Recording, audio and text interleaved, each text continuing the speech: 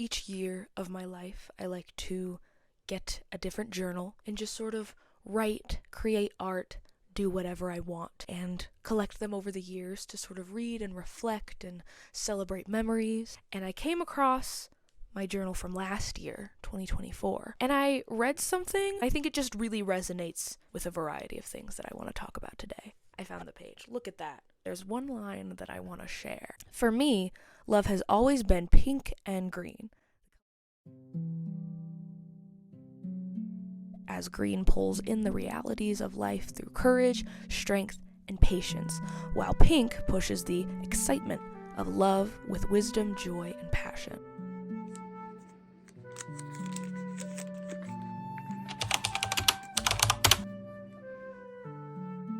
In order to sort of prepare for this video, I looked up if there was really any pink and green theory already, and there is. I haven't found too much research based on this exact pink and green theory. It's more so a couple of TikToks and articles I've found based on it. The initial pink and green theory is sort of along the lines of, if green is out there existing in the universe, then pink will be right by its side, I guess. I just wanted to clarify that what I wrote was way before I discovered what pink and green theory was. My pink and green theory is the idea that when pink and green are already together, as pink brings the love, affection, softness, playfulness, energy, green will contrast it with the nature and growing and calm energy, and as they come together, they create a sense of harmony as they embrace their duality. Throughout media, I connected these two colors back to this theory, and today I want to use that media to talk about this theory and back it up,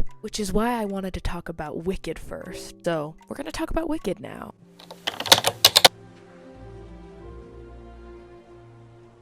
Pink goes good with green. Goes well with green. It so does. And I saw Wicked and Wicked for Good a total of 7 or 8 times in the theater. I really thought more and more what I wrote about, of like, oh yeah, these characters really do need each other, and it sort of symbolizes it through their color choices. Obviously, we know Elphaba as the Wicked Witch of the West. She was initially green in Wizard of Oz, even though that's a whole thing of, oh, Wicked's not canon to Wizard of Oz, but you get what I mean. That's why we know her as the Green Witch. But Glinda being pink, it really resembles her inner character of the sort of softness, the excitement, the elegance. It's all represented through her color choices of wearing pink, to contrast with Elphaba's green skin, which also represents Elphaba's personality of brave, mature, grounded. Those two colors visually and aesthetically symbolize who they are as their characters and why they go so well together.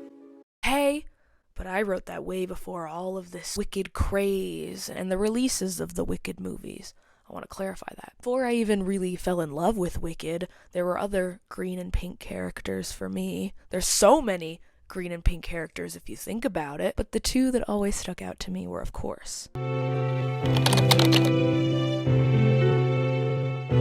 ah yes, my babies. Being a massive Zelda fan and playing almost every single game and being so connected to Zelda and Link's story, they're kind of the reason why I came up with this theory. They resemble exactly what I'm talking about. While, yes, Link wears green because he's based off of Peter Pan, he also wears green to sort of resemble his character. His courage, his calmness, his ability to never give up is represented through his green tones, while Zelda, she's often wearing pink. Now, I know she's not always wearing pink, don't come for me, but she does often wear pink to sort of contrast to Link's green. I know that there's different outfits they can wear. I'm just saying, when you think of green and pink and you play video games and you know Nintendo, you're not thinking of Peach and Luigi, okay? Come on. Now, you probably are wondering, why does any of this matter? Who cares? Who's to blame? Where does that highway go to? And at the end of the day, I just think it's neat. I just think they're neat.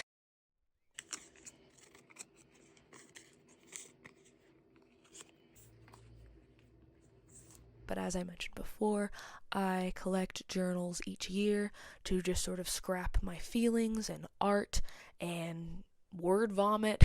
And into the next year, I already got my journal for 2026. Isn't she beautiful? What the heck?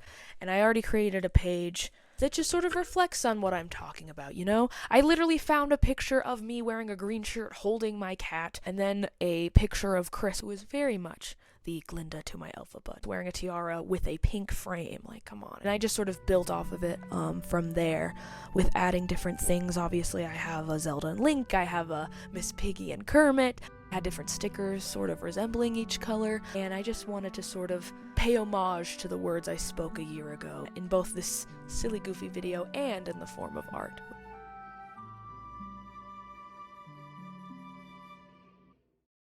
Hey, thanks for watching the video. I appreciate you a lot. I just also want to say thank you to all the love on my last video. I know it was very silly, and I was so nervous to put it out, and I don't know why. It was just me trying to dress up as a drag queen. I just want to say thank you for watching, for all the support. Doing this is a lot of fun, and I want to continue to keep building off of it and creating more. It's just a fun way to distract for both you and I in this crazy world. But there will guarantee be more to come in the near future. So stick around. If you want. You don't gotta.